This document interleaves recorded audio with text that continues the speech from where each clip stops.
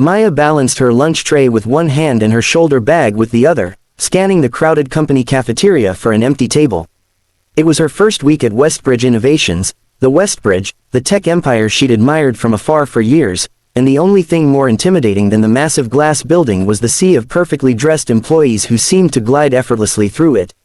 She spotted a half-empty table near the windows. Only one person sat there, back to her, shoulders broad beneath an immaculately tailored suit.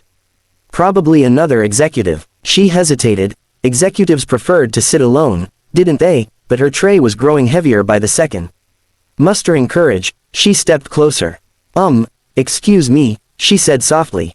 Can I sit here? The man looked up. Maya's breath caught. Of course she recognized him, everyone did.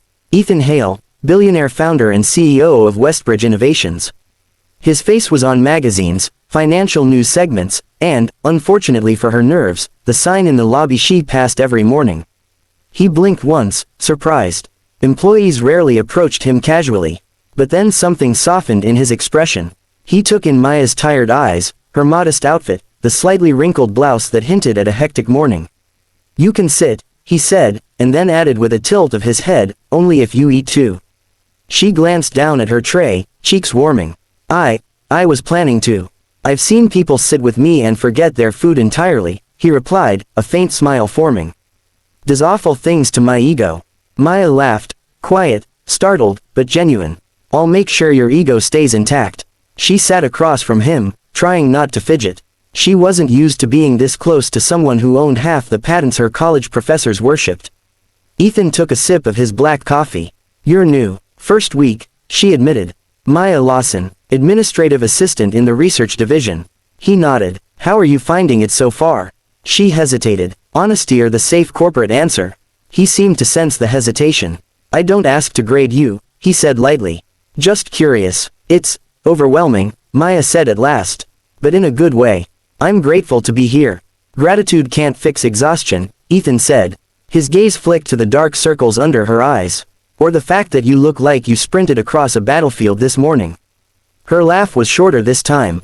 Not a battlefield, just my 6-year-old. He doesn't believe mornings are a real thing. Ethan felt something in his chest shift unexpectedly.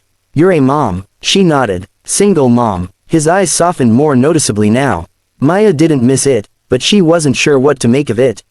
Well, he said, leaning back, if you're juggling a new job here and a 6-year-old at home, I'd say you're doing more than most executives in this building. Including me. She stared. I doubt that. It's true. He tapped his fork against his plate. I manage a billion-dollar company. You manage a billion unpredictable moments a day. Sounds harder to me. Maya ducked her head, flustered. Compliments were rare, especially ones wrapped in sincerity.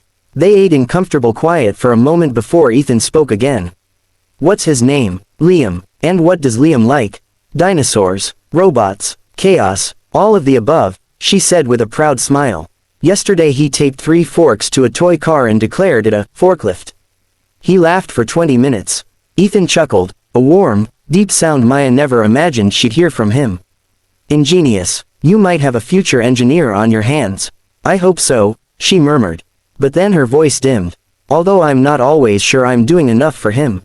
Time-wise, money-wise, everything-wise. Ethan's jaw tightened. Not with anger at her, but at the resignation in her voice. You're doing more than enough, he said.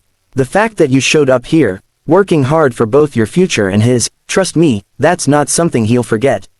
Her throat tightened. She blinked quickly, forcing away sudden emotion. Sorry, she said, I didn't mean to spill my life story on you. I asked, Ethan reminded gently. And for the record, I'm glad you sat here. He paused, studying her with a kind of cautious curiosity. Most people avoid me. You're intimidating, she admitted before she could stop herself. He raised an eyebrow, amused. Am I? You're Ethan Hale. People don't just walk up and sit with you at lunch. But you did, he said. She shrugged. I was tired and hungry and there were no other seats. He laughed. I'll take it. For a moment they simply looked at each other, the cafeteria noise fading into background static. Then Maya's phone buzzed. She checked it. Liam's school. Her stomach clenched instinctively, but it was only a reminder about next week's parent-teacher meeting. Ethan noticed the tension in her shoulders. Everything all right? Yes. Just life. She exhaled. Sometimes I feel stretched so thin I might disappear. You won't, he said quietly. Some people break under pressure. Some people sharpen. His gaze held hers. You're the second type. Warmth spread slowly through her chest. He glanced at her untouched sandwich. You're not eating, he pointed out. My ego is suffering. She rolled her eyes, took a large bite, and spoke through a laugh. Better. Much. For the first time in months, Maya felt seen, not as an employee, not as a tired mother, but as a person. And Ethan, who spent most days surrounded by people but rarely connected to any of them, realized he didn't want this conversation to end. Not yet,